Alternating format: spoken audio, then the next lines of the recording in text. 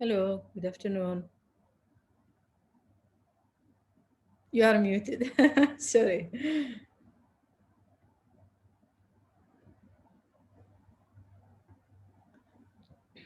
Hello, can you guys hear me? Hi. Yes. Hi, Shireen. Hello, how are you? Good, good. How about you? Good, thank you. Getting there. Yep. A very busy week. Yeah. The busiest week of the year, probably. The busiest week of the year, yes. The busiest 2 months of the decade. Hi, Dr. Shad. How are you, Asil?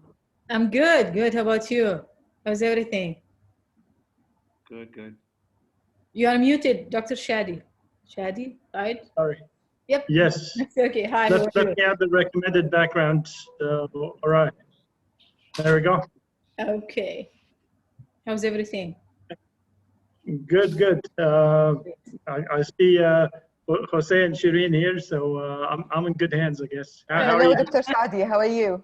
It's been a very long time. Hope all is well. All is well, alhamdulillah. It's all okay. Good, good. Good. Right. Long time no see, Chadi. Indeed, we should catch up somehow. I know. But I commend you. You're still going on all the deep cleanups and so on. Maybe one. I've been very busy on Fridays specifically. But do you have any other days other than Friday, or is it always Fridays? You know, as a matter of fact, I am planning a cleanup with CMUQ. I don't know who's organizing it, and I think it's going to be on a Tuesday or Thursday. I don't remember. I think it's November 12th. Oh, okay. Oh, just in a week. Well, in a week's time. Yeah. That's a Thursday. Let me. I'll tell you right now. Thursday, yes.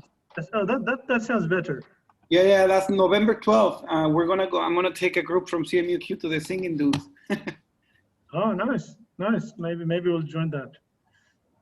I still need to go on one of yours, Jose. I haven't been. It's a shame, but I will. I promise. It's all right. Inshallah, you'll join us sometime. Inshallah. Shireen, you're picking up music there? No. I mean, this is a good. I've got, obviously, now that we're still working from home, this is like still my office, and people always ask me about the piano, but it's not me. It's not me. Maybe one day, but it's my son who plays it. Okay. Yeah. Nice. Well. Inshallah, one day it'll be a good de-stressing thing to do. I think. To learn how to play. Sure makes you look more like multifacetic, Shireen. Yes. I think I'm yeah, that's I think why I sit here. There is actually this trend, you know. I see it also on the news. Many people have their guitars behind them, their drums, you name it. Maybe I should buy some instruments just to show. As a prop, right? But as a prop. Some vibes, like positive vibes, right? Exactly, that's it. Yeah, we had an English. Sorry. Go ahead, Asil. So we had an English language speaking club with the Qatar debate, and one of the students who joined us, so he had different types of like musical instruments behind him, and we said, okay, are these just for show or are you using them? He said, no, I use them. It's a nice thing. It is. I think the whole thing this year got people to try all different new things as well. Definitely. All of the time spending mostly at home. I think it got us all to try and just change and look at the positive side. You're right. There's a lot of new bakers and cooks in my neighborhood. And obviously you're getting the advantage of that by being sent lots of cakes and beautiful breads. Are they any good? No, I haven't tried them, but I just know that a lot of people are cooking and baking a lot more, or they were, at least in the summer months. So. Cool. Yeah. Are you in Qatar, Chadi, or are you out of town? No, I'm here. Okay. Yeah. Where else can I go? Yeah, I just, I haven't seen you in a very long time, so I didn't know if you escaped during the summer and then you were stuck somewhere, or if you were here the whole time. I wish. I mean, like everyone else, I had a lot of duties over summer, so we had to stick to where we were. And not knowing whether we could come back until, say, August, it was too late by then to venture out, I guess. Mm. But I guess wherever I am, I'll still be sitting on a chair just like this one and doing the same work. So I thought I might as well be stuck here in the same time zone rather than in Australia, 9 hours away. True. Yeah. I think people were hoping that by Christmas time things will be better to try and travel during the holidays, but obviously from what we've seen in the last few weeks, it's not going to happen. No, there's it doesn't look like there's anywhere you can go that it's safer than here. At least that's what it looks now. Yes. I think it should be fine by Christmas, but which Christmas? Oh, that's a good one. The way this pandemic is going, it's like, most of Europe is going back into proper lockdown now. I don't know how. I think the States, well, obviously there are millions of cases yet. in the States, yes. But there are millions of cases. I know Australia is still not accepting lots of people from outside. You still need to get nobody actually, not for tourism. They're still closed. Australia, New Zealand. Well, for citizens, it's almost closed. Yeah. Which is unique to Australia, so they have a quota as to how many people could go back. And people were calculating if all the Aussies are going to head back, it'll take them 1.5 years or 2 years just to get people back. So, I mean, some states will accept 500 per week. Some states will accept none. Some states will accept 200. But overall, they were accepting 4,000 a week, and now they're accepting 5,000. And the problem is, once you go there, you can't leave. You need like a special permission to be allowed out. But they're doing well on the cases. I mean, Melbourne was up there and now 0 cases for the last couple of days. They're trying an eradication strategy, so they really want to get rid of it completely. How successful, I don't know, but we live day by day these days. Yeah.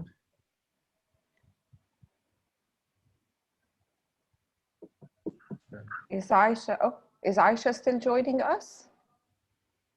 Hi. No, she unfortunately not. Okay. Hi, Khansa, how are you? I'm good. How about you?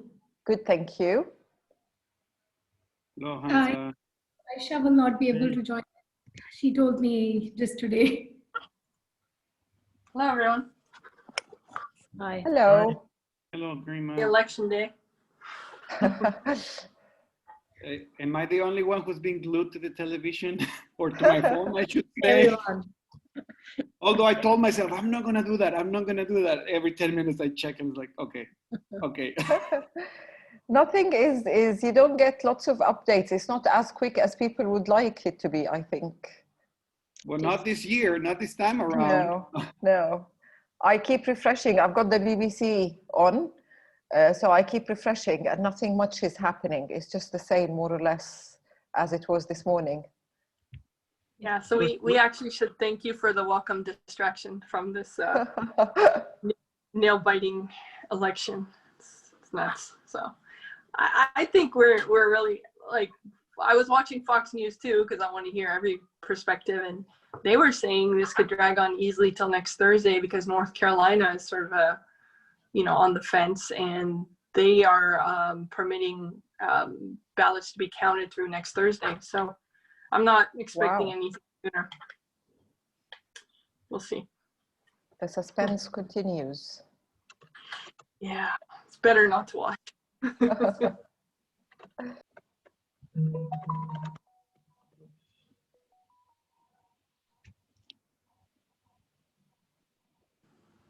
So all is set.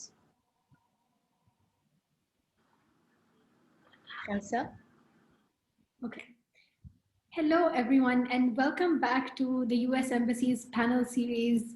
Our topic today is one of the very, very important topics because it not only influences our individual lives, but also our community, our development, our politics, our economics, really everything. So our topic for today is sustainability, and we're excited to hear from you. We're excited to engage with you, our audience, and we're excited to hear from our experts. Before we proceed further, just like to thank the US Embassy for giving this opportunity to have this discussion and moderate this conversation. And before we go any further, can we just have Ms. Karima from the US Embassy just say a few words? Yes, of course. Thank you so much, Khansa. It's always a pleasure working with you. We are very much enjoying these series, and as you said, this topic is no exception. So we're very excited to be working with really some critically acclaimed experts in the field of sustainability. I won't speak long. What I do want to say is, again, first and foremost, thank you to our experts, and Khansa will introduce them properly. We have with us Jose Saucedo from the Doha Environmental Actions Project. We have Shireen Obeidat from Qatar Green Building Council, and Dr. Chadi Aoun from Carnegie Mellon University in Qatar. So just want to thank you on behalf of the US Embassy for taking the time today to participate and share your insight and wisdom on this very important topic. The title, as I think everyone has gleaned for today's discussion, is Maintaining Sustainability, Building Capacity, and Breaking Barriers. I'll leave a little bit of suspense for the panelists to talk about what exactly that means. But from the US government perspective, why is this program important? I think if you break it down, sustainability and what that means is not just a local phenomenon, it's a global phenomenon. We don't have the luxury as citizens of this planet to leave the problems of the environment to one country or one people. We're all in this together. And this is an issue that impacts our very lives today and will impact generations to come. So it's very important for all of us to be engaged on this issue. The US government very much believes that it's important to work with local partners and international partners to find a remedy and a solution to these issues. We're really excited to hear, as I said again, from experts in the field based here in Qatar about how they've been able to take charge and address these issues firsthand with their communities. We are equally excited to hear their level of engagement with international partners, some US partners. If I dare say, I think the US has taken a leading role in environmental protection and these issues, many grassroots initiatives, not necessarily just at the government level. So I think for those participants participating today, hopefully after you've tuned in, if you're interested in learning more, I would certainly encourage you to look up the bios of our participants, Google grassroots efforts in the United States, and really hopefully take inspiration from today's examples to really be part of the solution and be part of the change you want to see in the world, as Gandhi once said. So without further ado, I'd like to hand it back to Khansa to introduce the speakers. For today's format, just a quick rundown. Khansa will do the introductions. We'll have some basic questions we'll share panelists to address, and then we'll open up for Q&A at the end of the session for about the last 30 minutes, from about 6 to 6:30. So last thing I would just say is please stay involved, stay tuned. The US Embassy puts out, as Khansa said, regular programs on hot topic issues. So please like and subscribe to our Facebook page, Twitter page, Instagram page, YouTube page. We're doing a lot of engagement with friends like those you'll be hearing from today. And with that, I'll hand it to Khansa. Thank you so much. Thank you, Ms. Karima. So without further ado, let's just welcome the stars of this show, which is our panelists for today. We're so grateful that you could take time out of your busy schedule to talk to us, especially because right now we're in the middle of Qatar's Sustainability Week. And all of you are in the thick of it with your policy efforts, with your volunteer efforts, whether that is by teaching classes or whether that is simply with your activism in your organizations. So thank you so much for joining us today. Our first panelist for today is Mr. Jose Saucedo. He is from DEAP, and originally he was an industrial engineer. He was an operation manager turned environmentalist. Our second panelist for today is Ms. Shireen Obeidat. Ms. Shireen is working with the Qatar Green Building Council currently and has worked with them for the past 6 years, and has not only helped their policy efforts, but also handles community engagement and event organization on their part. She is a very significant leader in the field of sustainability in this region. Our third panelist today is Professor Shadi Aoun. Professor Aoun is a professor at Carnegie Mellon University. He has taught around the world, whether that is Australia, whether that is UK, and has gotten a lot of acclaim from all the universities that he has been a part of. He is an expert in sustainability, in green information systems, and something very interesting that he'll be putting on this table is how to blend information systems with our sustainability efforts, which I really look forward to listening to.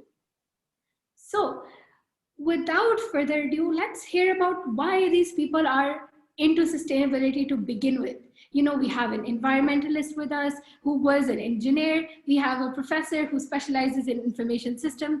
We have a community director, an events manager, an organizer. So let's just hear their stories about how they got interested in sustainability, why they started to, work on this issue, and essentially what does sustainability mean to them. So Jose, would you like to tell us first, where did your journey take you? How did it bring you to sustainability? You were an engineer, you were living in the US. How do you find yourself as a very important community activist in Qatar? Thanks, Khansa, and thank you everybody for the opportunity to be here today. I'm very happy to be having this conversation with you all. As I said, I'm an operations manager turned environmentalist. I'm an industrial engineer, and I worked in the food industry for 12 years in the States.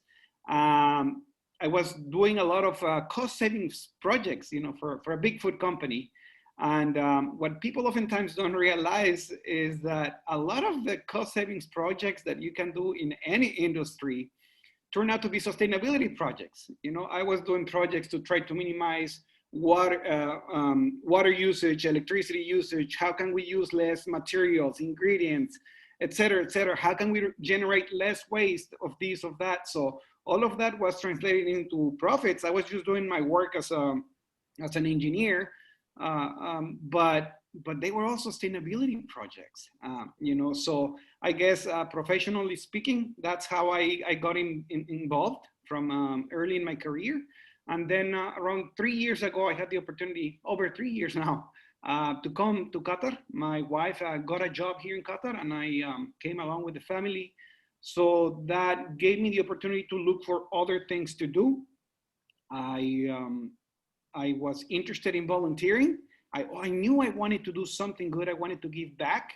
So shortly after I arrived in Qatar, I was looking for things to do. I Googled volunteering in Qatar, what I could do. And I ran into, back then was, a small group of friends trying to do the right thing, which was DEAP, a group of volunteers that I joined just as a volunteer. And after a couple of months, I ended up leading the organization. And I've been leading DEAP for the last 2.5 years. I'm trying to make a difference and be an integral player in our community. So that's my story in a nutshell. Thank you so much for sharing with us. That is definitely a very interesting story. And what I find to be most fascinating is how, regardless of the work you do, you eventually realize that sustainability has a very important role to play in it. So I think that's something that the audience and I definitely appreciate learning about. This transition from being an engineer to becoming environmental activist isn't a small thing. It's just you realizing that you have a role to play and acknowledging your social responsibility and playing your role how and where you could. So let's hear about another journey. Shireen, would you like to share your journey with us? How are you doing what you're doing right now? Thank you, Khansa, for the lovely introduction. And it's a pleasure to be with you today and to share this panel with some wonderful people that I've known for a few years now.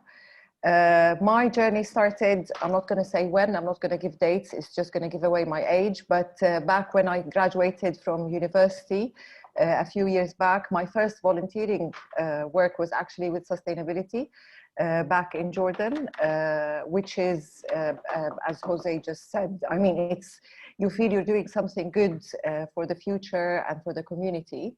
And then I moved to the UK for a few years, and obviously, as part of living in the UK, you live a certain lifestyle where you get used to doing certain things from, your usual day-to-day recycling is a given.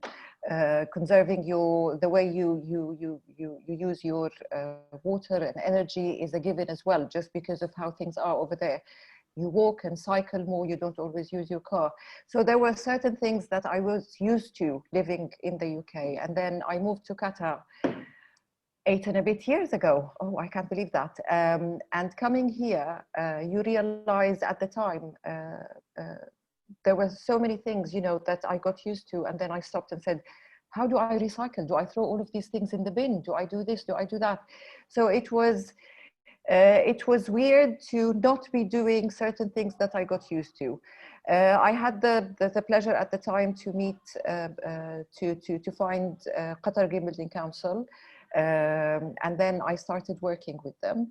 And it's, as we all say, I mean, climate change and the issues that are surrounding all of us is a reality that we're all facing, our kids are facing.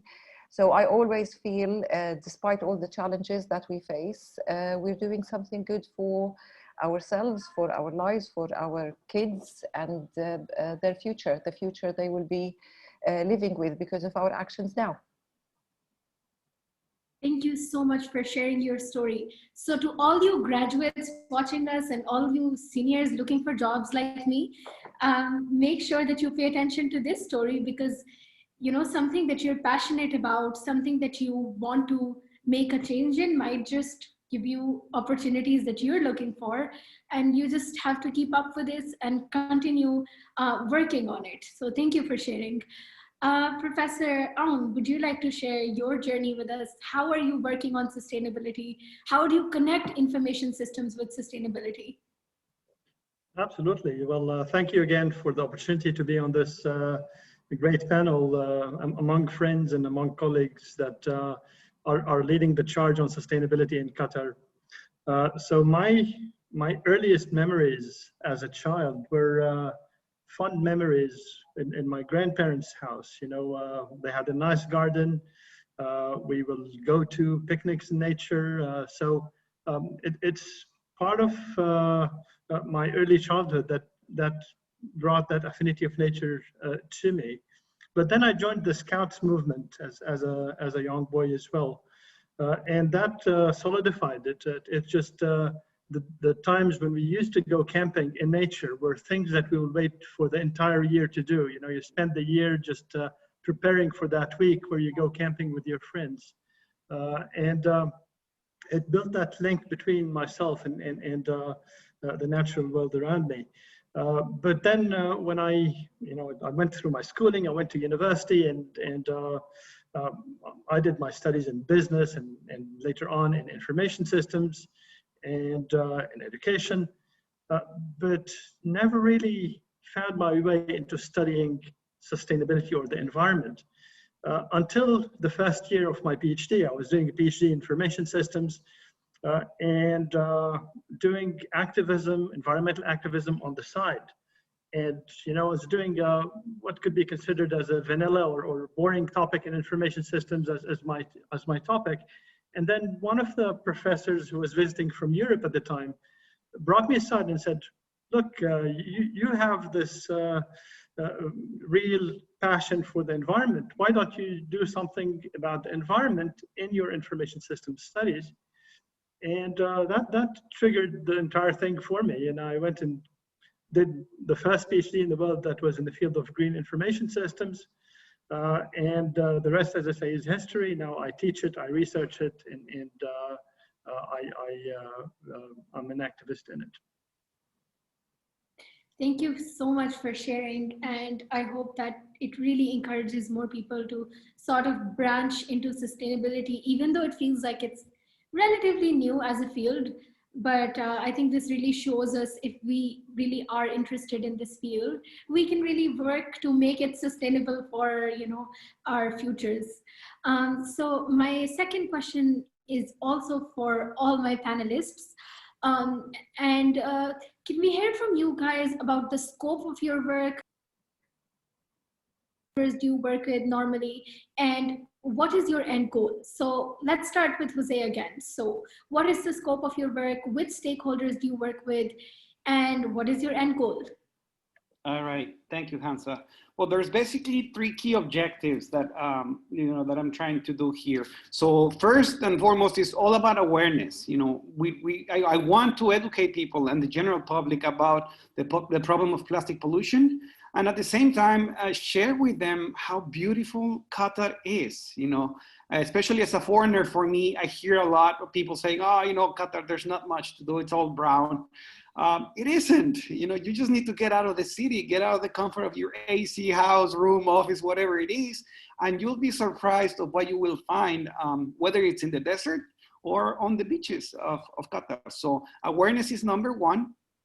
The second one is, we want to inspire people to take action against plastic pollution. It's very easy to just criticize and say, oh, look at this, look at that, or someone should do something about it. I want to make sure that if possible, I inspire people to take action and to realize that you are someone, I am someone, or why don't you be that someone who helped fix that problem? So just trying to get people to do something about it. And the third point, is just as I mentioned, I think Qatar is incredibly beautiful and diverse, a lot more than what people think in terms of nature and biodiversity and everything else. So I want to promote Qatar. I want people to explore it. I want people to help us keep it clean. So those are the key three objectives. I'm very fortunate to work with the general public. We depend 100% on what we do on volunteers, the goodwill of people. So we are very fortunate to have a large pool of volunteers that have been supporting our efforts. A lot of school children have participated in our efforts, and as well as businesses. So, to an extent, you can say that we have become a little bit of a microcosmos of Qatar in terms of the volunteers that support our efforts, people from all over the world, all sorts of backgrounds, residents, citizens alike, all with the common goal of keeping Qatar clean for generations to come. Thank you for sharing. I think something that really I'm passionate about also is activism, and that's something that I like to participate in as well. So I'm really glad to hear that the youth of today, or the general public, is sort of stepping up to play their role to become a part of this grassroots movement. But equally as important is the policy sides of things, right? So let's just hear from Shireen about her experience with Qatar Green Building Council. So can you talk to us a little about the scope of your work, who you work with, and what is your end goal? Of course. The end goal obviously is always the health and well-being of people and the communities. To establish resilient, sustainable communities and foster awareness towards how to live in a sustainable way. Obviously, as from the comment that you just said, the community is taking charge. When we first started when QGBT first started back in 2009, the focus was more on, from the name, the buildings or the green buildings. because it was during the construction boom in Qatar. So our focus was more on the construction, on the technicalities. Our audience was mostly engineers, sustainability experts. However, at some point, a few years back, we discovered that there's a gap of people's understanding of how to live and work and use these green buildings that are already established. We found a gap of people's understanding of the changes that they need to make in their day-to-day life. So we've come up with a number of programs, one from an outreach for the communities, others for other sectors, to try and push sustainability into more and more sectors.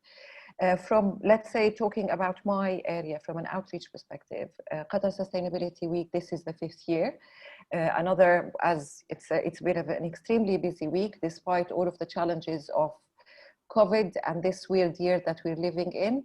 Sustainability Week started back in 2016, where I said, you know, we were trying to think how to drive the communities to do their own thing and to get them to understand what is it to become more sustainable, whether it's in offices, whether in people's lifestyle, individuals.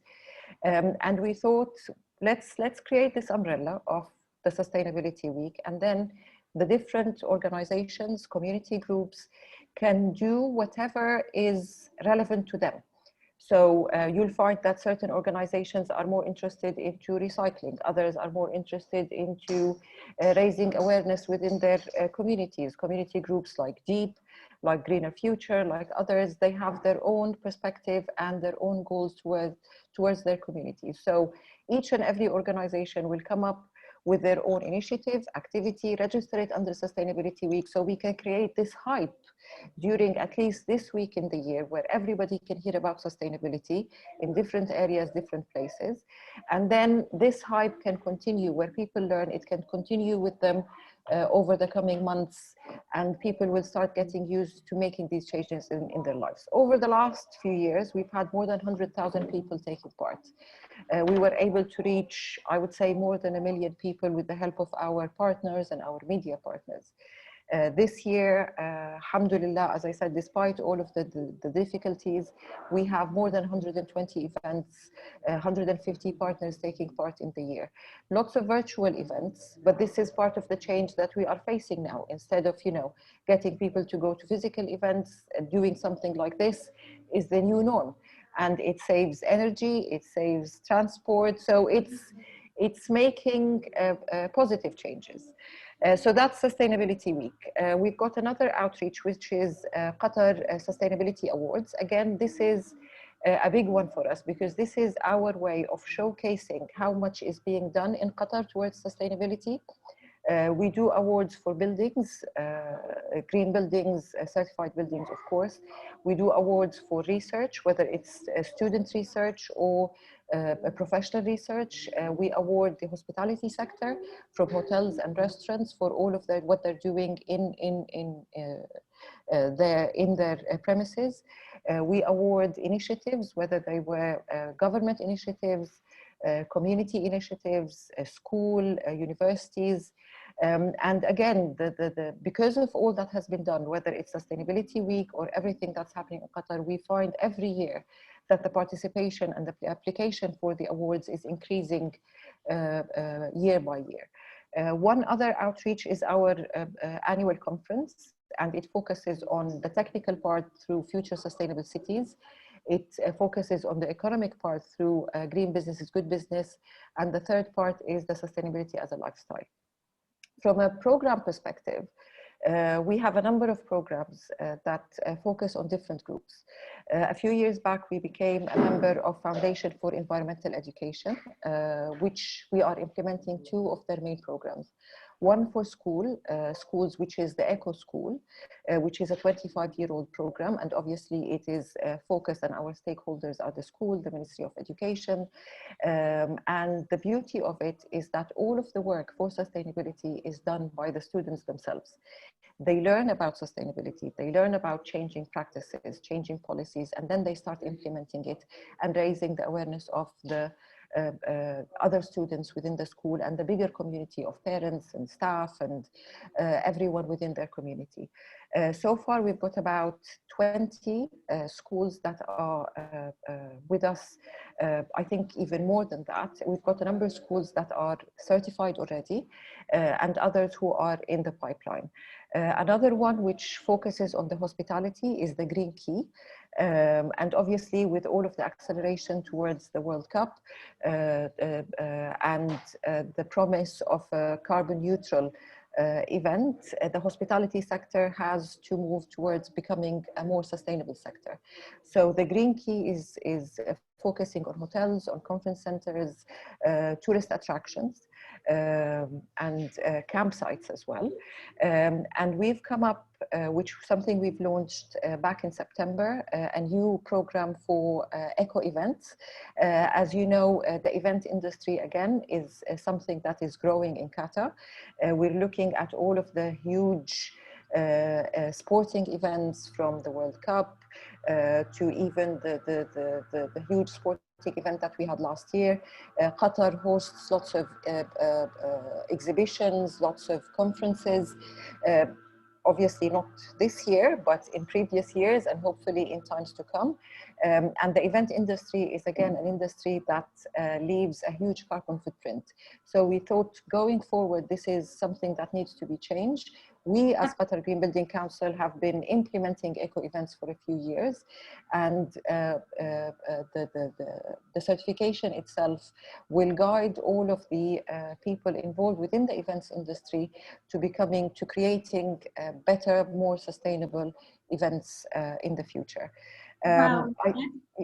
We've got other programs, obviously, and other research, but I'm not going to delve into all of them. These are, I think, what would be interesting for our audience today.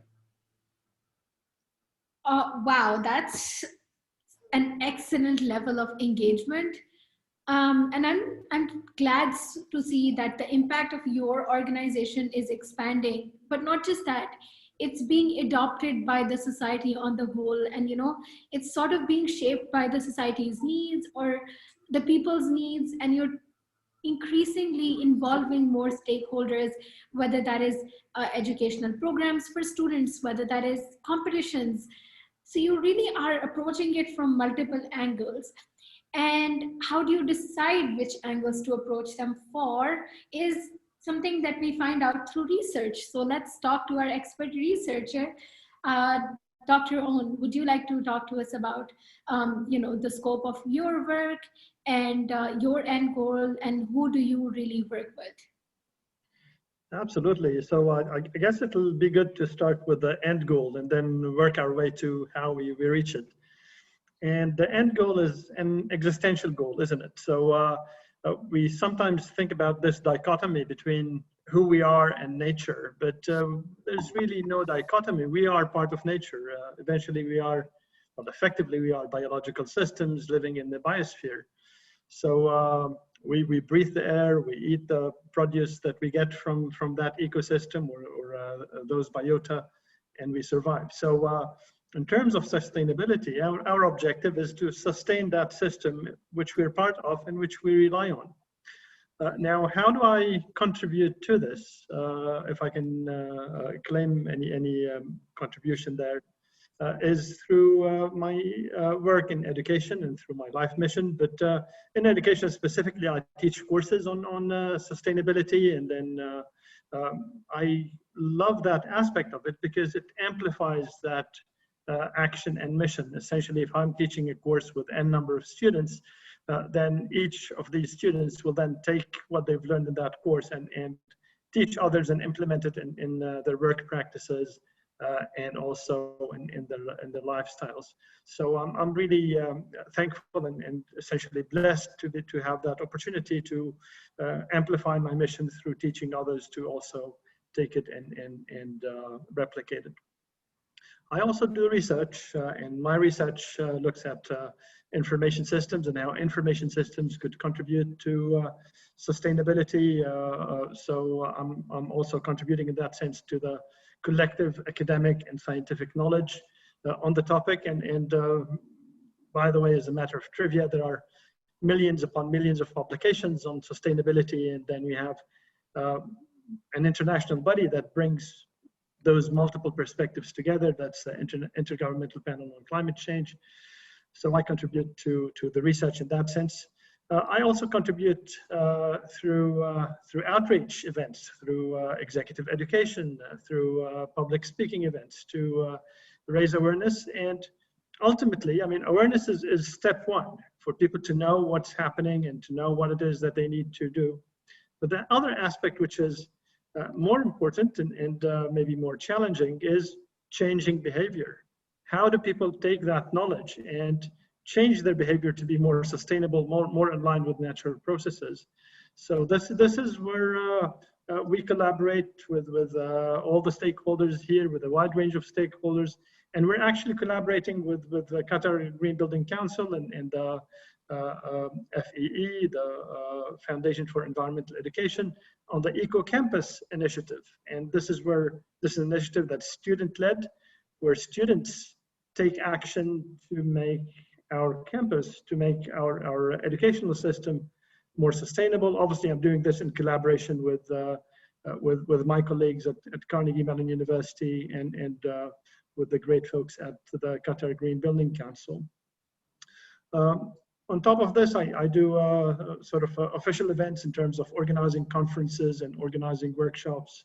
And I've led the community and information systems as part of the special interest group on SIG Green for about a few years on bringing that collective knowledge together and presenting a plan for action, a manifesto, if you want, towards taking action on sustainability. So that's a bit about what I do.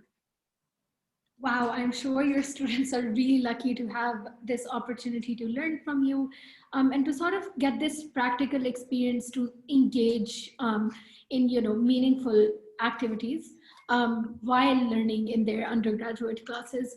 So what I find to be fascinating about this is that it's really multi-tiered engagement from these three organizations or from these three individuals on our panel. So let's just branch out a little and get their larger perspective on what is happening in the world and what's happening in global politics. So our first question is for Jose in this sort of part of the discussion. And the question is, so Jose, you're originally from the United States. You know that the United States and Qatar have a very strong sort of political and economic relationship. Do you think that this relationship extends to sustainability? And also, like, where do you think this relationship will go in the future? Where do you see it progressing in terms of sustainability? Thank you. Thank you, Khansa. Yeah, well, I think the short answer is yes. I do believe that there's plenty of opportunities for Qatar and the US to grow their partnership and relationship in the arena of sustainability. You know, whether it is looking into innovation to solve some of the problems, you know, whether that is waste management systems or other things that may have worked well in the States, as to other, you know, new technologies or discoveries that companies are making to help tackle some of the problems on the area of sustainability. So definitely there's, I believe there's some opportunities for nonprofit organizations to learn from each other. I believe there's opportunities for businesses to be created or even for American companies to be doing work in Qatar and vice versa, you know, in the field of sustainability. I can give you some examples of what's happening in the US that I think could be good things to be applied somewhere else. One of the most recent ones that comes to mind is, you know, in terms of policy change, is the state of California, you know, has stated that by the year 2035, any vehicle, any car that is sold in the state will not run on fossil fuels. So that means that it's going to be electric or powered by some other source of energy. And I think that's going to create a good disruption for the automotive industry around the world. We already see some of that shift happening, but it's still too small and too gradual. I think that's going to give it a push for the better. So that's just, you know, one example that I can share at this point. Thank you so much for sharing. It's fascinating how this solution is sort of a policy-based solution, and at the same time, you also mentioned how sort of grassroots organizations can learn from one another and sort of can come up with practices that translate to you know, these different contexts, whether that is Qatar or the US.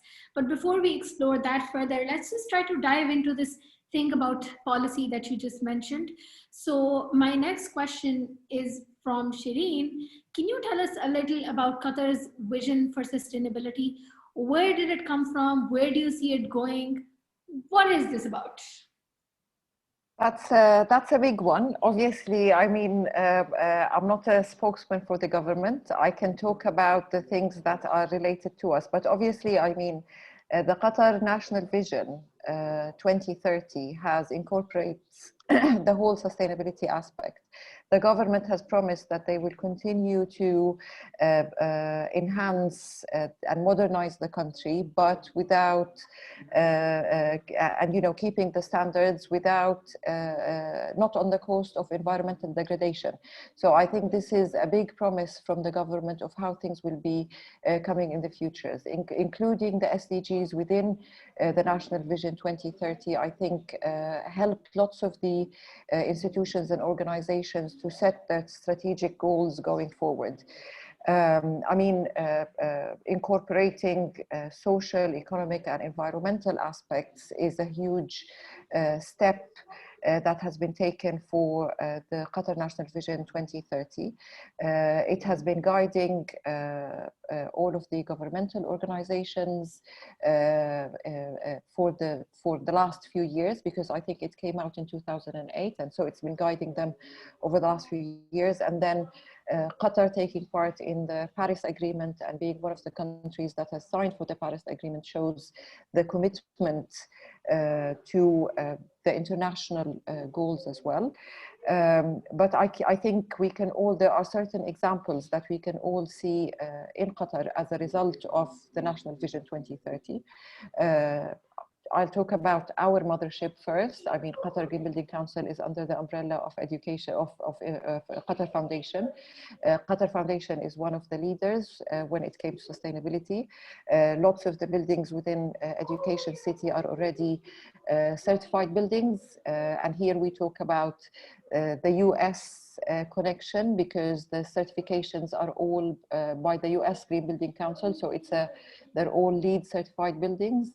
The whole creation of Musharrab, which is a subsidiary of Qatar Foundation. Musharrab is a whole regeneration project of downtown Doha. It's a one-off in the world.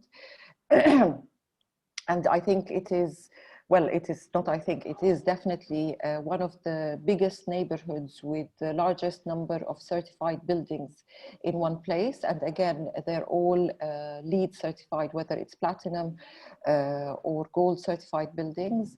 If you look at other organizations like Ashghal, with all of the infrastructure that they are building, all of the buildings that are done by Ashghal, from schools to mosques and others, they are all certified by the local certification system, which is GSAS. If you look at the Supreme Committee for Delivery and Legacy, the promise of a carbon neutral World Cup, which is again a one-off, and it hasn't been done before. It has been accelerating the whole sustainability efforts in all of the country. All of the stadiums are all certified GSAS, the local certification system, GSAS certified. If you look at the recently, I mean, it's been a year now, but the recently opened Doha Metro, which revolutionized the whole transportation system in Qatar. And it is the, let's say, most sustainable. It's given people a chance to move away from using their cars on a day-to-day basis, and others and others. So there's lots that has been done. I mean, all of the efforts of the Ministry of the Environment, obviously cannot be forgotten. Part of the whole national vision as well is the health and well-being through the whole national strategy that has been done by the Ministry of Health, which again connects with the whole sustainability efforts, because it's all about the health and well-being of the people who are living in Qatar. Thank you for sharing. So while we're talking about all the successes that we've had and sort of where we're trying to go in the future, let's just understand some of the challenges that we face here in Qatar so that we can work to, sort of overcome those challenges. So Dr. Aoun, could you talk to us a little about some of the challenges that Qatar faces in becoming more sustainable, and how can we sort of overcome them by using information technology or green technology?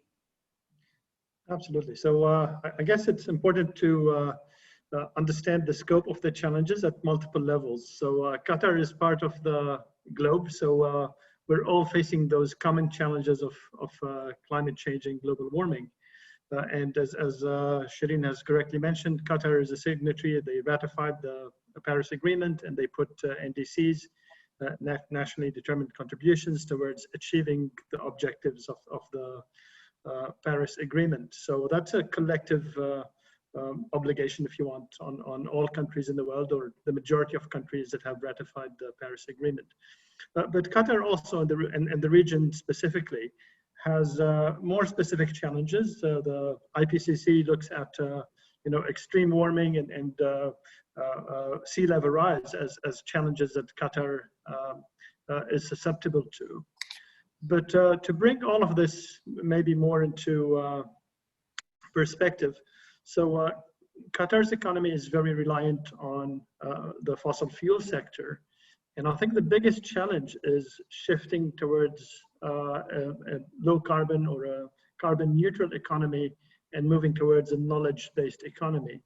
And I think this is where Qatar Foundation and the universities in Qatar and the educational sector play a fundamental role in helping that shift towards that type of economy, especially considering that many countries around the world, and eventually Qatar as well, will potentially have a price on carbon, a price on pollution. So within that context, there are common challenges essentially, and there are specific challenges to the geography in Qatar, and also to the economy in Qatar that Qatar needs to counter. Thank you. So my next question is for Jose. Are there any, can you tell us about some of the campaigns that you've led, and if any of them are the same as what happens in the US, and how do you translate these campaigns to our local context? Yes, thank you, Khansa. To be honest with you, one of the things that I have deliberately done here in Qatar is,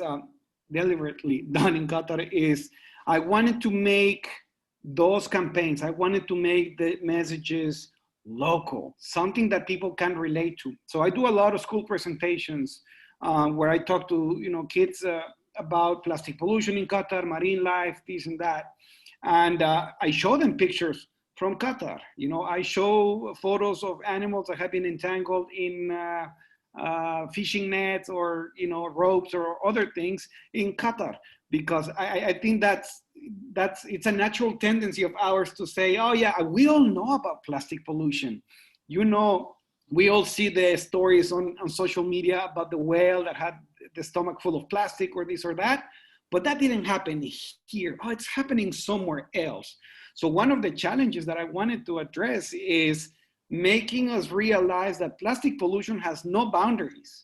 Every year, at least 8 million tons of plastic trash ends up in the oceans all over the world, and it's not an exception for Qatar as well. So what I wanted to do is to show people that this is happening here. Doha is a very clean city, but when you go outside, when you go to places where the municipality is not cleaning on a very regular basis, or where there's a lot of people going on the weekends, you can see that we have a behavioral problem, which is us littering the country indiscriminately. So My focus has been on keeping it real and showing people that it is happening here. And that may sound a little demotivating, you know, but also if we are part of the problem, or, you know, then the solution stays within us, is within us. And a lot of it has to do with not littering the country as much as we do. I have to say that the municipality does an incredible job cleaning up. You know, they do a fantastic job. The real problem, I always tell people, is not lack of cleaning. The real problem in my mind, in terms of plastic pollution, is that we are littering the country and perhaps the planet faster than we can clean it up. So that's why we're really working really hard towards changing that behavior. I think earlier I heard Dr. Aoun, or maybe Shireen, or both, talk about behavioral change, right? How do you trigger that behavioral change so we can move the ball forward? No, that does make a lot of sense, because ultimately it really boils down to us and our actions. We need to become proactive as opposed to reactive to what's happening. And in that sense, Shireen, do you have anything to contribute about the kind of programs that you do? Maybe you guys also tackle the same issue or work towards sort of this behavioral change. Of course, I mean, building on what Jose just said, it's all about individuals. The government will do certain things up to a certain extent, but it's up to us as individuals and the people who live in Qatar to make these changes. I mean, one of the some of the biggest challenges is that the people who live in Qatar, the statistics show that, you know, we have the highest very high consumption of energy. I think it's double or triple the consumption in certain places in Europe. We have one of the highest consumption of water, although we don't have water reserve. I think the whole water reserve in Qatar, if you know, something happens, I think we'll have something for just a few days, less than a week. We have the highest, a very high amount of trash going to the amount that we consume, and the waste that we generate is on a personal level is extremely high in Qatar. And obviously, if we look at even the health issues, I mean, the obesity rates, it's one of the highest, again, if you look regionally and internationally. So no matter what the government does, it ends up with the people. I mean, Kahrama's Tarsheed, they've been trying to raise awareness about people conserving water and energy for years and years now. But it's then all about us as individuals to make these changes. And we know these changes are not difficult and are not, they're not gonna completely, let's say, change our lives upside down. They are much simpler than what people think they are. Switching off lights, I mean, when you're not using certain rooms, or switching certain appliances, putting the aerators that Tarsheed have been giving to people for years and years now to conserve water. We talk about, you know, now that the metro's here, if you don't need to use your car, use the metro.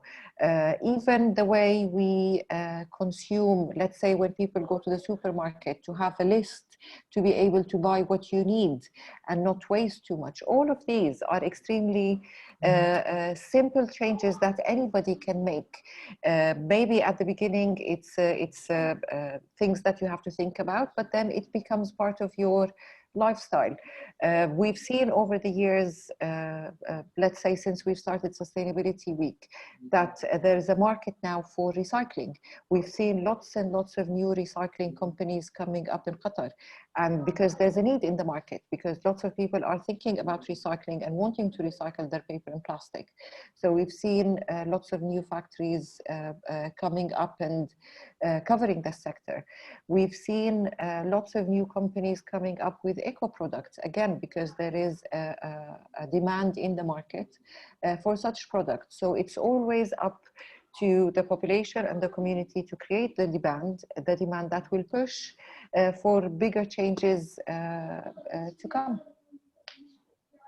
Absolutely. I think ultimately it really does boil down to us. So to make sort of the process of learning about this easier or understanding what our role needs to be, let us understand from Dr. Aoun what we can do to educate ourselves and learn more about sustainable practices on an individual level. And maybe you can also tell us a little about some best practices that you've observed perhaps in the US or in general that Absolutely. we can improve. Yeah, sure. So I guess let me tell you a little story about some activities that we used to because this year has been hard to do any traveling. But in the 3 years prior to this, we were organizing sustainability trips for students, so academic trips, where students go and learn the best sustainable practices in different cities around the world. I want to touch on a couple of anecdotes of things that we learned that would be great to apply here. One of them was going to Singapore, and when we went to Singapore, we went to New Water, which is a facility to recycle groundwater, essentially to make it drinkable. And I even brought some bottles of water with me from Singapore at the time. But looking at Qatar and the fact that Qatar is very much reliant on desalination, I mean, this will be a great opportunity for a place like Qatar to reduce the cost in producing good and fresh drinkable water.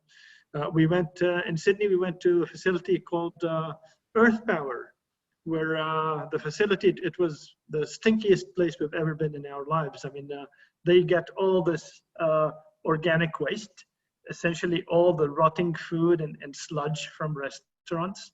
They bring this and then they put it in silos. They put certain types of yeast and bacteria with it. And then they produce electricity for thousands of houses in a facility that's in the middle of metropolitan Sydney.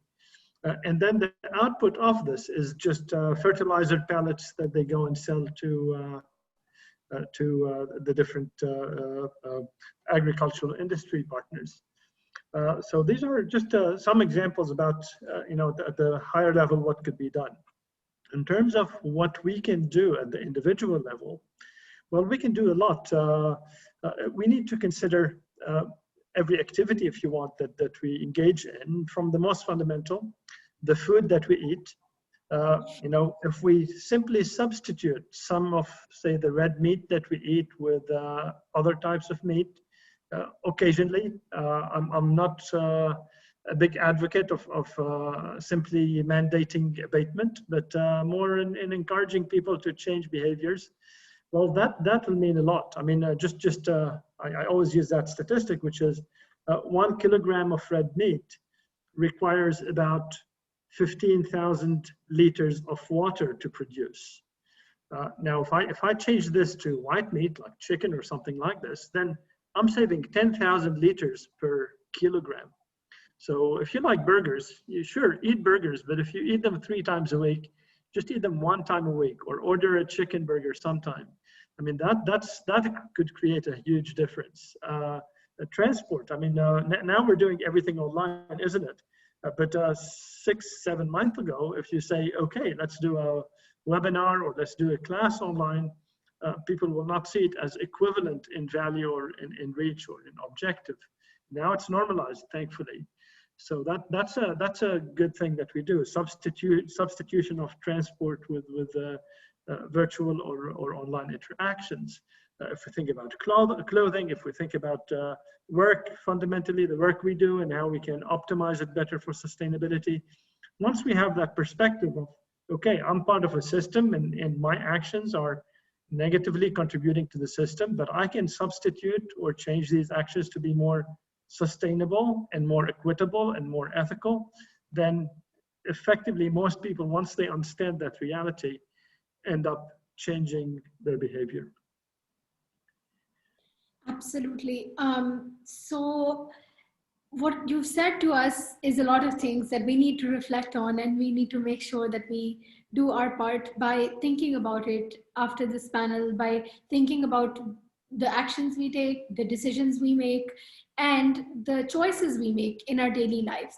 So let's just try to, consider the impact of all of this. Before we move on to the audience's questions, can we please just listen to one last message that you might have for Qatari youth who's trying to engage with sustainability, or just generally whoever is watching, just any message that you have. So let's just begin with Jose. Thank you, Khansa. Well, I just want to say plastic pollution is real. It's a big problem around the world. It's not an exception for Qatar.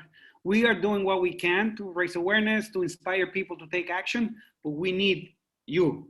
All of you, we need people in government, we need people in the private sector, we need people in civil society to do their part, and there's some very clear, very easy things that could be done. It just sometimes takes that initial push to get something going. There's a number of things that I think are, I would call them low-hanging fruit, things that we can start doing tomorrow that will help make a difference. Dr. Aoun just mentioned a couple of things that you can do every day. What are you eating, right? That could have a significant impact on global emissions in the planet. So take a look into that, do a little bit of research.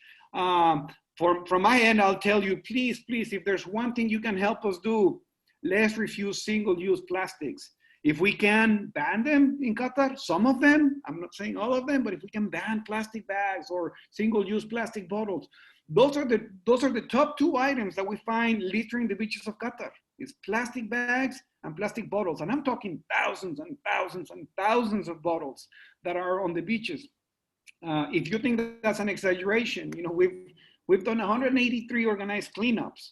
We've mobilized over 10,000 volunteers, and we've collected over 111 tons of trash with nothing but our bare hands. And I can tell you the brand of the most popular water bottle that is found on the beaches of Qatar. Not only in the beaches, also in the desert, because when I talk about the beaches, people say like, oh, but it washed off. It came from somewhere else. And really, I think we need to acknowledge the fact that we have a problem. The whole world has a problem with single-use plastics.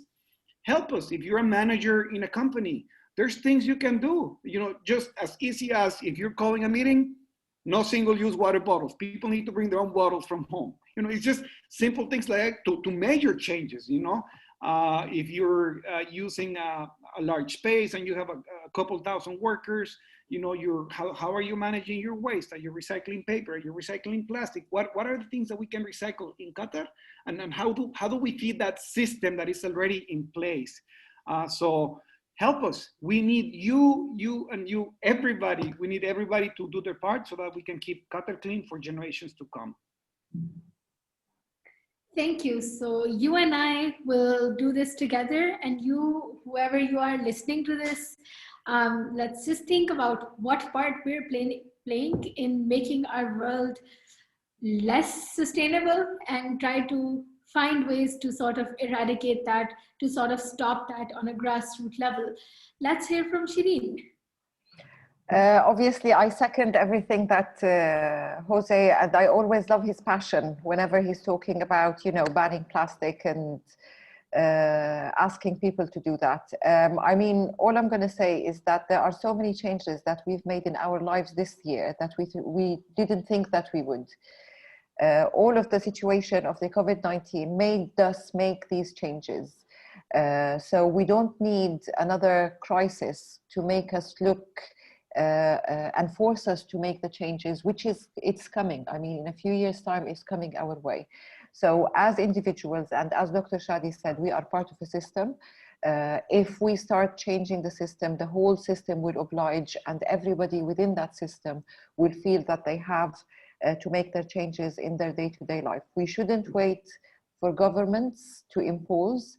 We should make these changes in our lives to start with, get used to them. It becomes part of our our day-to-day behavior and our day-to-day routine. So let's do that. take part in Qatar Sustainability Week, have a look at the website, have a look at the QGBC website, see what others are doing, see what initiatives some of the corporates and some of the community groups are doing, learn from them, copy them, do them, and not just for the week, but going forward, being more sustainable, saving ourselves and our planet is the way to go. Thank you. So we think, or if you guys think that we don't have time or we can't do it, trust me, you can. You've been doing it all along. So you just need to change your patterns a little. Dr. Aoun, do you have any last words? Yes, I guess I'm in education. So I think the most important and fundamental part of this, to change behavior, you need to learn about the consequences of your current behavior, and then how you can improve them over time. So educate yourself, but at the most simple level, I'd say, if you're watching this and you're not doing any action yet, simply go and join DEAP Qatar or join the QGBC newsletter, or join any environmental organization in Qatar or overseas. And then suddenly you're part of a community. You're getting this input about actions, about advice that you need to take into account. This is one example of how information system can facilitate things very easily. If I was to challenge you, similar to what Jose just did, pull your phone out now, just go to Google, put Sustainability Qatar, and click enter, and then you'll find many sustainability initiatives and actions. Sustainable Qatar is one, DEAP Qatar is one, QGBC, you name it. Join as many of these as you can, and that will kick you into starting your educational journey on things, and also the potential for taking action. Obviously, collective action, what we call eco-mobilization, is even better than individual action. So you're part of a community, you're driving this across, you're bringing people together, you're having fun in it as well, and you will succeed.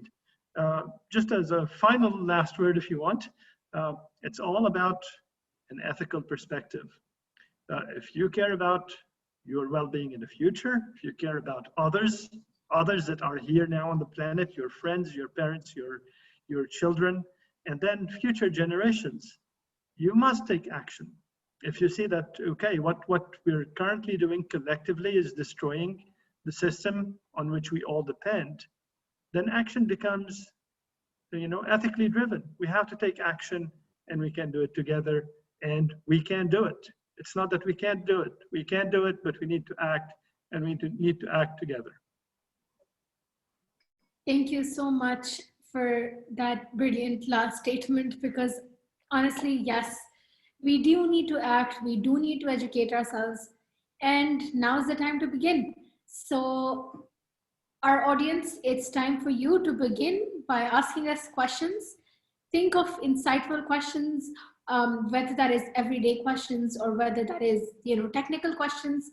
Our panelists can answer them for you, will address them for you, and try to make it clear so that you can become more sustainable with whatever you do, and also inculcate this habit in your community, in your everyday actions.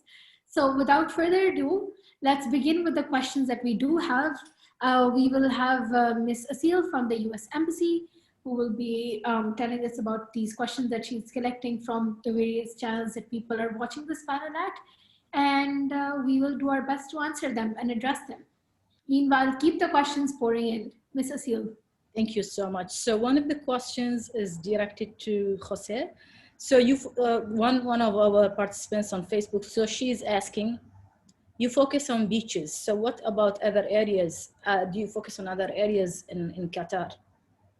Yes, thank you. Actually, we even though we go to the desert and we may be going to the sand dunes, we call it beach cleanup, but we go to the desert, we go to a lot of Qatari heritage sites. I think we've taken, a few thousand people on Qatari heritage sites.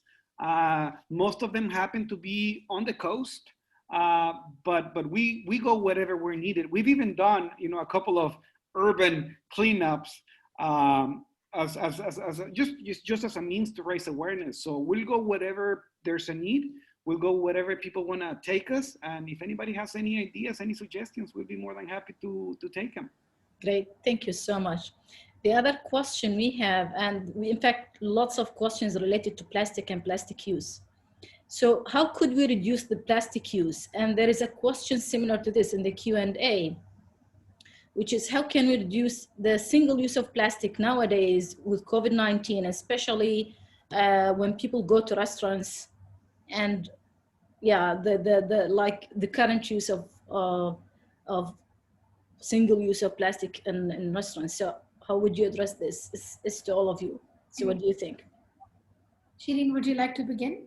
I mean, this is a question that has been asked over and over again. Maybe at the beginning of COVID, there was lots of confusion, and there were lots of, let's say, advice that even if you go to supermarket, I mean, at the beginning, there were most of the restaurants were closed, but even with the plastic bags, there was advice that, you know, it's better to use them than using your own reusable bags. But we have seen over the months, I mean, like, for example, in my case, we sanitize everything that we get from the supermarket anyway. So whether it's in a plastic bag or reusable bag, I don't see the difference, and that can be changed easily. And as Jose said, the plastic bags is one of the biggest problems in Qatar. So, and there has been lots and lots of campaigns to reduce the use of plastic bags. So I'm passionately, you know, asking people to stop using plastic bags. It's one of the easiest things that we can do. I mean, I go to shops sometimes, and even if I buy a small thing and I say, sorry, I don't need a plastic bag, people look at me as if, whoa. And it's easy. It's not the most difficult things. When it comes to restaurants, I think now that the life is going back to normal, you can easily, at restaurants, I don't think they use the plastic utensils. And even if people are ordering from restaurants, I think you can always opt out of, you know, asking them to not send any the utensils that they usually see. I think even, you know, on for example, things like talabat, I think you can say, I do not want to receive any single-use plastics. And obviously the plastic bottles has always been, again, as Jose said, a major problem.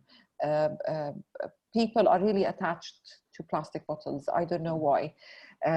Using your own water bottle that you can use again and again and again is easy. There are lots and lots of you know, different products now in the market. Wherever you go, you see the reusable bottles, whether they were glass or metal. You know, there are so many different ways that we can make changes in our lives to stop using the single-use plastics. Can I add to this? I agree with everything that Shireen has mentioned.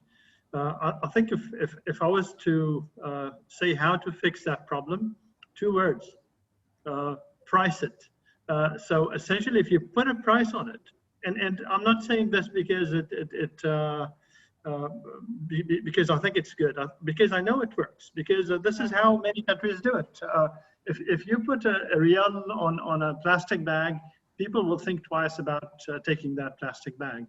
If you, for water bottles, if you pay people money to return them, I mean, in my country, you just take them and put them in this, like an ATM that swallows the bottles and gives you credit to use in the supermarket. You know, you see people with those huge bags of these plastic bottles that are going there. The big problem is that we see all of this as an externality. When it's free to get it, and when it's free to pollute with it, we don't see any value to it, when it's actually very valuable. I think the pricing doesn't have to go, if someone is cynic about it, they'll say, okay, but oh, that adds to the profits of the companies. No, the pricing itself could be directed towards environmental causes, which is what many countries also do. They collect those taxes or those prices and direct them to either the household or to environmental causes. And it seems to really work well in minimizing or mitigating that problem. That is definitely very interesting. And I do think that, yes, I mean, it's just a matter of starting and realizing how important this really is, and then building up our response according to that, as opposed to just leaving it and sidelining it because we have to go one extra step. Mrs. Hill, next question. Yeah, so the other question is how can we build capacity for a sustainable future at home? Can we begin with Jose? Would you like to address this? Thank you, Khansa. Yes. Before I answer the question, I just want to say quickly, I fully agree with what Shireen and Dr. Aoun said about minimizing plastic use. One cultural observation, when I first came to Qatar from the US, that was one of the first things I noticed is for some reason here in Qatar, they will give you these very small water bottles that you take one sip and then it's over. So people not only, think about how many thousands of bottles one person is drinking per year. And, maybe some of them are being disposed properly, but a lot of them are not. And I can tell you they're not because we find them everywhere as litter on the beaches or in the desert. So to me, that was very shocking to see. So yes, please. One of the easiest things to do is carry a reusable water bottle with you. It's good for the environment and it'll save you money as well because you're not paying for the water you're buying. You're literally paying for the plastic that is holding the water that you're buying. So anyways, how can you do that at home? I'll tell you from my experience, I also tell people, everybody's in a journey. This is not about becoming full-on environmentalists, tree huggers, whatever you want to say, everybody's on a different step on their journey. Some people need to start putting trash in the bin. If that's not a common practice, well, that's where you need to start. At home, things that I do and that other people can do that are simple is I recycle paper here in Qatar. I recycle all of my paper. There's a bin for my compound. So everybody can just put their paper there and then it gets taken away. And that's a very easy one. If your compound or your apartment building or your neighborhood is not recycling paper, contact Elite Recycling Paper. Believe me, they will bring a cage and they will be more than happy to take your paper. And I believe it's free of charge. So everybody wins and it's an easy thing to do. And the same thing for plastic, right? So I also recycle plastic here on my compound. For that one, you do have to pay for the services to have someone collect it, but it's fairly reasonable. And to me, it's the right thing to do. And the last thing I started doing with the pandemic, I started now 8 months ago, I started composting at home. I didn't know how to start. I've been trying to do that or wanting to do that for years. And I finally did it. And I can tell you that I planted my first tree that it's using nothing but all the compost that I have collected for months here in the house. And the tree is happy and alive. And I did not have to pay 1 real for any of the dirt that I use on that tree. So those are 3 very simple things that anybody can do at home, at school, in your office, in your company, just to mention some examples. Wow, that is honestly incredible, especially the tree. I think it's just amazing to see that, something that is so significant, something that doesn't cost, we still don't do it just because I don't know whether it's laziness or what it is. So maybe we can try to incorporate these small things in our lives. Dr. Aoun, would you like to contribute anything to this question of capacity building and improving on an individual level? Khansa, yeah. If you allow me, please forgive me, Dr. Aoun. Just one more thing I want to say, because I think this is important for people, and you talked about sometimes we don't do it because I think we don't do it because we don't know how, or we need a little bit of a push, but or we don't understand the impact. In my house, we're a family of 5. I can tell you that the amount, the volume, or the weight of trash that I was putting out the door on a daily basis decreased probably by 60% after I did recycling my paper, recycling my plastic, and composting the organic waste in my house. So 60% of all that waste is now being, redirected or properly disposed or being part of the circular economy or whatever you want to call it.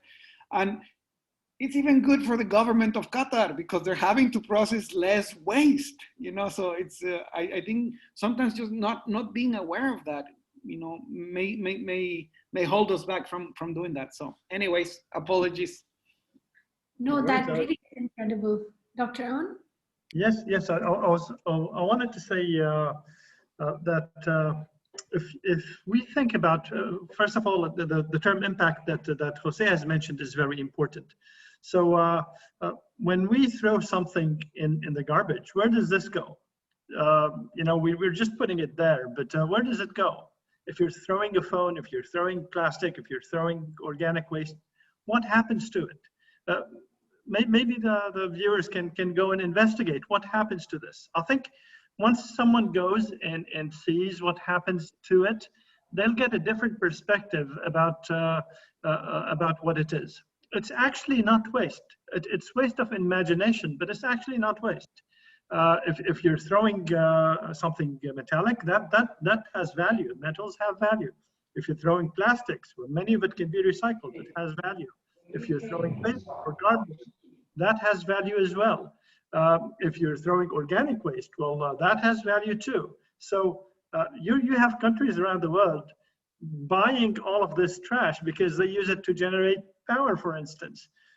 So essentially, we're taking the easy route, but not the effective one. And we're just diverting the problem to future generation instead of us dealing with it now. So in terms of what you can do in a household, track something. Just take, I'll do this with my students. Say the meal that you had for lunch. Can you track each ingredient, where it came from, how it was extracted or harvested, how it was packaged, how it was transported, how it was chilled if it needs chilling, then eventually how it came to you for you to eat it, and then what did you do with all this packaging and all this material that came with it. So if you track something, that's what we call a whole life cycle assessment. It gives you a perspective about the sustainability or lack of, the carbon footprint or lack of each individual item, and eventually it changes your behavior. You go to buy something, you think, okay, well that's a bag and another bag and another cardboard. Oh, but there's one here that's in a sustainable packaging. Well, I'll take this one instead. So that knowledge that goes from inception to conclusion, or cradle to cradle, as we say in our field in sustainability, that's important, and that drives change for your behavior and for your family too, for the household. I think you really got me thinking. So I'm actually thinking about what I ate for lunch and where that came from. So and I do think that had a lot of plastic involved, but I think hopefully I can become more mindful of that on a daily level. Shireen, would you like to add anything to that question? I mean, both Jose and Dr. Chadi said lots, but all I'm going to add is just education. It is so easy these days to find information. We all spend lots and lots of time on our phones, in front of our laptops. So to take a few minutes to find a bit of information about how we can become more sustainable here in Qatar, you'll find lots of organizations, lots of community groups, lots of information about how you can make the changes and where. From what Dr. Chadi said, for example, about the bottles in Australia, now Almira is doing that in a few of the supermarkets, where people can take their plastic and they can feed it into the machine and get points for it. We at Qatar Green Building Council, at our office, we collect paper and plastic and metal. And we've been doing a campaign, the No Paper Day campaign, for years now, where people can still bring, even individuals and companies can bring their recyclables to us, and then we send them to the recycler, or the recyclers come and pick them up. So there are others, lots and, other initiatives.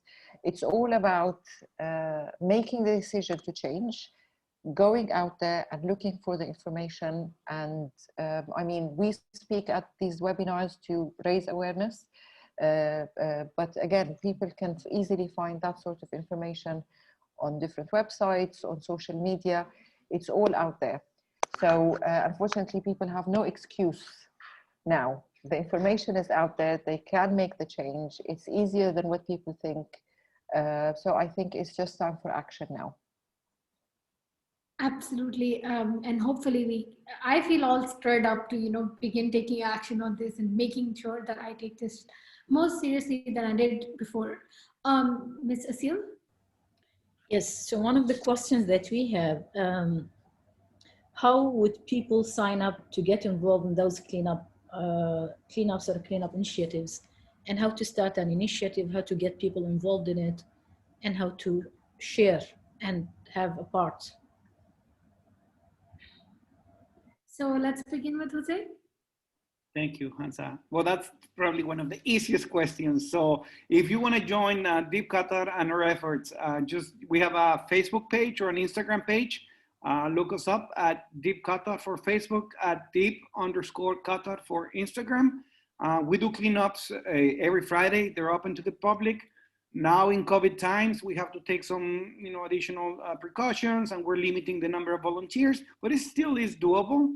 And I'm also doing cleanups with corporations, with companies, with schools. So that's always an option there. How to get started?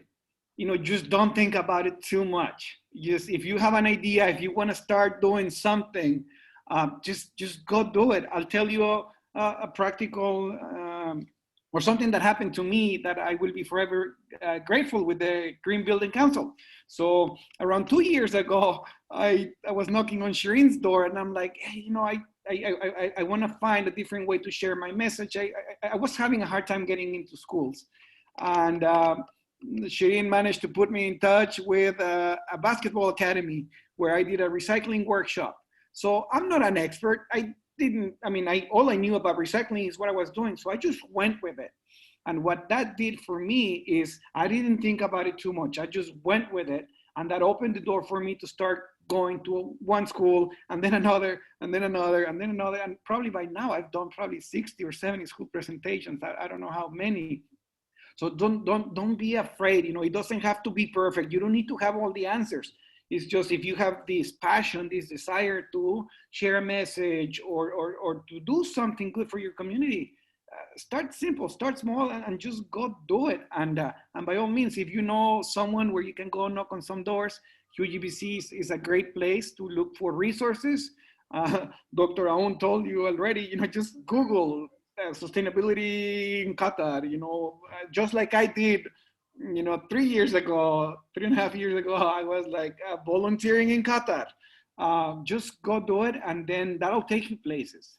There's also a lot of organizations, and I think Qatar Foundation is also, you know, pushing a lot for youth-driven initiatives. So I think Qatar Foundation, just in general, is a great resource, especially if you are within the Qatar Foundation schools. So hope that helps. Okay, so I think that's a lot of ways that you can participate, but most of all, just do it is the crux of it, I think. Shireen, Dr. Aoun, would you like to add anything?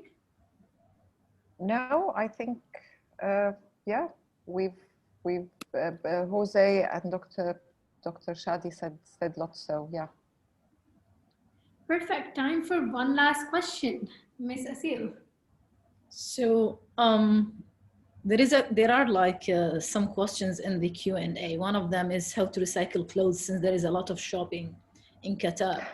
And also something related to this, how to use like proper trolley or designation card with specific color. Like, how do you advise the use of those? Really, I think the question is not that much clear. Maybe like, can you advise government to have proper trolley or proper designation card with a specific color, only available in public? I think they're talking about recycling. Yeah, like, I think so. The waste management process. Yep. Yeah. So like the recycling how to recycle different items, and one of them is like the clothes. I mean, the clothes one, there's no recycling of clothes, but obviously, I mean, sending good clothes to charity, that's a good way of reusing. And I think the one that is the biggest one here in Qatar is Qatar Charity, and you find all of the cages or boxes all over Qatar. They're the biggest one. And I know there are lots of different groups that take for charity. There was a very interesting event that took place last year during Qatar Sustainability Week. A number of ladies put together like a swapping event. So lots of these ladies brought their clothes, their used clothes, and they did like a swapping event. Which they even applied for an award during the Qatar Sustainability Award, and reading the initiative and how they thought about it and how they implemented was an excellent idea, and they got a community initiative award for it. Lots of people do even the yard sale, where they sell some of these use things that they might not use them, but others will be able. So that goes to clothes and other things within the household, whether it's toys or anything that we have in our houses. You know, we compile lots of things that we end up not using or not needing anymore. For the government thing with the garbage, and I think, as Jose said, I think he means for recycling. As far as I know, the government, you know, the Ministry of Municipality and Environment, they do have plans for a whole recycling system. I'm not sure when these plans will be implemented, but from what I hear is this is going to happen at some point soon. But you'll find in lots of places that there are people who are collecting. You see in lots of different malls now that you've got different boxes, one for paper or plastic or general waste. I mean, this has become something that, you know, it's familiar to see here in Doha.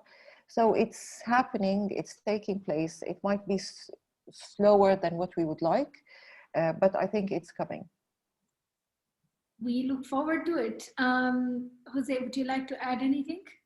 Or do you think I just want to say on the clothing question, you know, back to Dr. Aoun's comments earlier, you know, let's not forget that as consumers, we drive the economy, right? So one thing that you can do is ask yourself, not only because it's a cheap shirt, you know, it's cheap, it might be cheap to you, but what is the environmental impact that shirt is having? You know, so fast fashion is a big deal, it's a big problem, right? So do a little bit of research. Which brands are you buying? How often are you buying them? You know, Shireen talked about what are you doing to extend the useful life of the clothing that you're buying? And then what happens to those clothes after you finish? Back to your original question, Khansa, there's an American company that I love in the fashion industry, if you wish, because I think he's one of the world leaders, and there's one of many that could be opportunities to just look and see what happens, but it's called Patagonia. And you know, the amount of transparency that they have on their production, on the manufacturing, on their supply chain, and then even what happens after. So if you have a shirt of theirs and it's all shredded or broken or whatever, you go to the store and they will recycle it and they will make more shirts or whatever, pants, whatever they're making with those clothing. If your shirt or your jeans or your jacket or whatever it is ripped, it breaks, you take it to the store, guess what? They're gonna fix it for you free of charge. You know, so there's a lot of things that can be done in the, I guess, in the fashion industry, but the one that you have control over as a consumer is, who are you buying your clothes from? You know, what are the brands? How are they producing those clothes? Where are the materials coming from? You know, and all of that. So, yeah. But just to add to this, I mean, we said information is what drives us to change action. These are some statistics from the U.S. So each year, per capita, people throw between 30 and 40 kilograms of clothing. Most of this goes to landfill. Most of the clothing that was developed with synthetic material, with plastics, ever developed, are still with us. Essentially, they did not decompose yet for the past few hundred years. Average use per garment is 6 times. You know, one of the most polluting industries is cotton-based agriculture, where they use a lot of insecticides. The person that creates most of the fast fashion, the person that actually sews things together, gets less than 1% of the price of that garment. And I can keep going on and on and on. And once you put all of this into a coherent narrative, you'll understand that, okay, there's a huge impact in what I choose to wear on people, on the environment, and on the future of this planet. And hence, going back to what both Shireen and Jose said, do I really need it? How can I reuse it? How can I extend its usage? How can I, you know, our ancestors, our grandparents used to fix things when they break. Do we still do this, or is it a skill that we lost completely? So, but even thinking before buying, it's all about sensible consumption. Do I really need this? Do I need to have a full cupboard that keeps changing every few days for some people? It's all about thinking. We really need to think about the way we consume, whether it comes to clothes, whether it comes to food, you know, all through our lives. It's always, you know, ends up about thinking about our lifestyle. Absolutely. We have to be a bit more meticulous about what we need. Absolutely. So let's just try to make more sustainable choices. And before I give my concluding remarks, let's just hear from Ms. Karima again. Ms. Karima. Thank you, Khansa. All I wanted to really say was, wow. Honest to goodness, I'm just really, just as a personal, just as a person, as a human being, a resident of Qatar, a resident of the world, I'm just very inspired by what I heard today. And I feel very much empowered, and I hope those on the line and watching the video later as well to just start tomorrow, start today, honestly. You know, make those conscientious choices, think about the impact your choices have, get involved, sign up for these activities. I, for one, promise I will. I think many of us suffer a little bit from knowing where to start. And frankly, the work's been done for us. So I really want to thank Jose and Shireen and Chadi for really your inspiring work and getting the work started. And frankly, you know, we don't have the luxury to wait around and figure out where we want to start or what we want to do. Just get started, like Jose said. Don't think about it, just do it. And frankly, being in the midst of such inspiring individuals as Jose and Shireen and Chadi, I think will only trigger further thoughts and developments and programs. And just having that network that it seems you all three already have will really, I think, just trigger bigger and better ideas and get everyone on this call, you know, started towards really making a difference starting today. So on behalf of the U.S. Embassy, again, just really want to thank you for your inspiring work. You certainly have a friend in the U.S. Embassy. We hope to continue doing more projects on sustainability. So want to just make a plug for the U.S. Embassy and encourage people to continue to follow our pages, but please also follow the pages of our friends and the panelists today, and just, you know, be part of the solution. Like I said at the beginning, don't wait. You don't have that luxury. Just do something that feels right and will make the world a better place. And with that, again, just want to thank you so much, and I'll hand it back to Khansa. Just thank you for sort of putting into words the inspiring feeling that I'm feeling right now, honestly. And, you know, I hope that this really stays, we get started, we do it. Jose, Shireen, Dr. Aoun, thank you so much for joining us today. Thank you for giving us this pleasure of hosting you, of listening to these tips and tricks, and just realizing that it is our decision which have to become sustainable, because it's not going to come from anywhere else. It's not going to come from governments. It's not going to come from Facebook. It's not going to come from Instagram. It's going to come from within you and me. So thank you so much for giving us this opportunity to learn from you, to grow with you, and hopefully we can begin more work on this. And hopefully we can create a sustainable future together. And we'll see you again in our next program. Thank you for joining us. Thank you for having me. Thank you. Thank you so much for having us. Have a good evening.